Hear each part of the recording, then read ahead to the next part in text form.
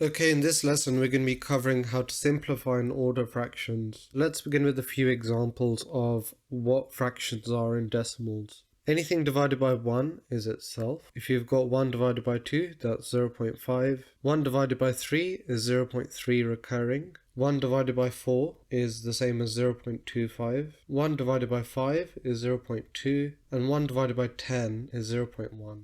So these are all numbers that you should be familiar with. If not, you should try and memorize these. And let's think of what these numbers actually mean with an example. So let's say we've got a pie. If you've got one pie and you're sharing it between one person, that person is going to get the whole pie. Now, if you're sharing one pie between two people, each person is going to get 0.5. 0.5 for the first person and 0.5 for the second person. 0.5 plus 0.5 is 1. You get back to a whole. And the same thing carries on. So if you've got one pie and you're sharing it between 3 people, each person gets a third. Sharing one pie between 4 people, each person gets 0.25. One pie and 5 people, you get 0.2. One pie and 10 people, you get 0.1. The only other example to remember is if you've got something like this. If you've got one pie and you're sharing it between 0 people, that means no one's going to get the pie. It doesn't make sense because there's no people to share it with. So whenever you've got a number divided by 0, you've always got no solution. Have a go at the worksheet. Otherwise, let's begin with question 1. Write 5.267 correct to one decimal place. We've covered this in another lesson. If you haven't seen it already, we'll quickly do a recap. We look at the first decimal place. This is the first number after the decimal place, which is here. We look at the next number after the first number. Is the next number 5 or above? Yes, it is. So my final answer is 5.3. We round up the number after the decimal place to 5.3. If the question said give my answer to 2 decimal places, the second number after the decimal place is a 6. I look at the next number, is that 5 or above? Yes it is. So my answer in that case would be 5.27. I round up the number if I have a number 5 or above. Write 18 over 90 as a fraction in its simplest form. First step is to write down the question, 18 over 90. Think of a number that goes into both of them. I know 2 goes into both of them, but I can think of a larger number, which makes my working a bit easier. Let's try 9. How many 9s go into 18? That goes twice. How many 9s go into 90? That goes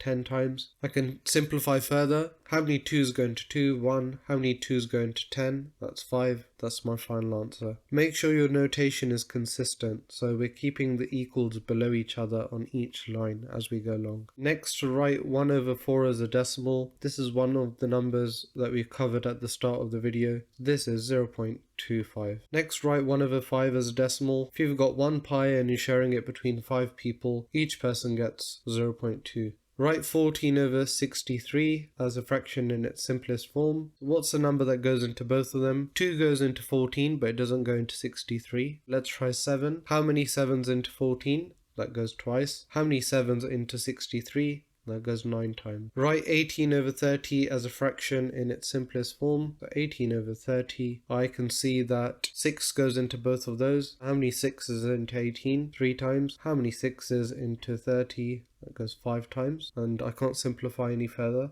Write 1 over 10 as a decimal, so 1 over 10 is the same as 0.1. And if you didn't know, 1 over 100 is the same as 0.01, and the trend carries on. If I add another 0 to my denominator, I get an extra 0 before my 1. In case you're not sure what I'm talking about, the top number of a fraction is called the numerator, and the bottom number of a fraction is called the denominator. Write 1 over 0 as a decimal. We know we can't do that, we get no solutions, because if you share one pie between 0 people, you can't share one pie between 0 people, so you get no solution. And that's for any number divided by 0. If you have 100 divided by 0, 50 divided by 0, anything divided by 0, you'll always have no solution. Let's read the question and we'll simplify as we go along. Here is a list of fractions. We've got 2 over 10. We can simplify that to 1 over 5. We've got 10 over 50. 10 over 50 is the same as 1 over 5. We've got 14 over 70. So if you go to your 14 times tables, you've got 1 over 5. Let's try 6 divided by 30. So 6 goes into both. 6 goes into 6 once. 6 goes into 35 times. And 12 divided by 80. We can divide it by 4. How many 4s go into 12?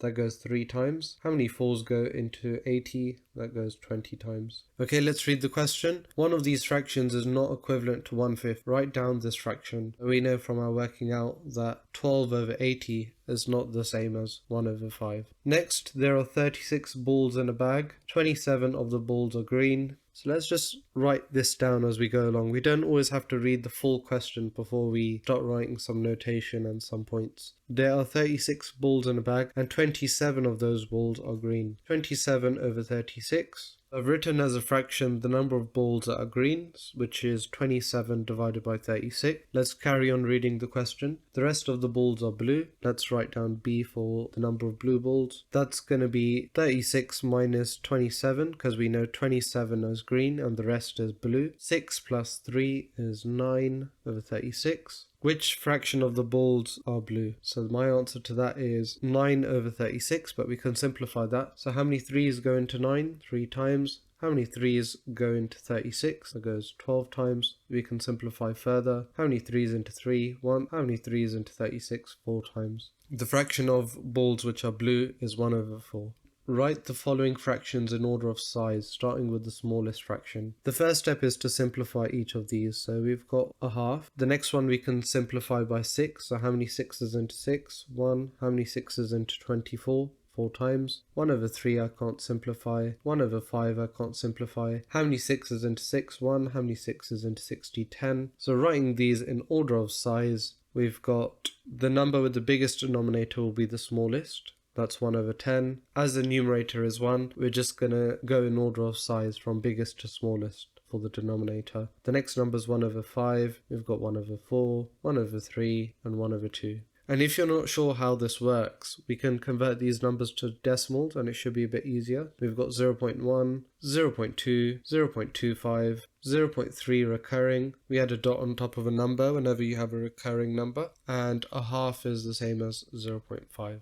And the final question, write the following fraction in order of size. Again, we need to simplify these fractions. 8 goes into 16 twice and 24 3 times. 9 goes into 36 4 times and 9 goes into 9 once. 4 goes into 4 once. 4 goes into 12 3 times. 1 over 100 I can't simplify. How many 3's into 3? 1. How many 3's into 12? 4. Let's just rewrite my list. We've got 2 over 3, 4, 1 over 3, 1 over 100 and 1 over 4. If it makes it easier for you, you can write these numbers as decimals. We've got 0.6 recurring, 4, 0.3 recurring, 0.01 and 0.25. We can then write these numbers from smallest to largest. We've got 0.01, we've got 0.01, 0.25, and cross these numbers off as you go along. 0.01 we've done, 0.25 we've done, 0.3 recurring, 0.6 recurring, and 4. Let's cross these off.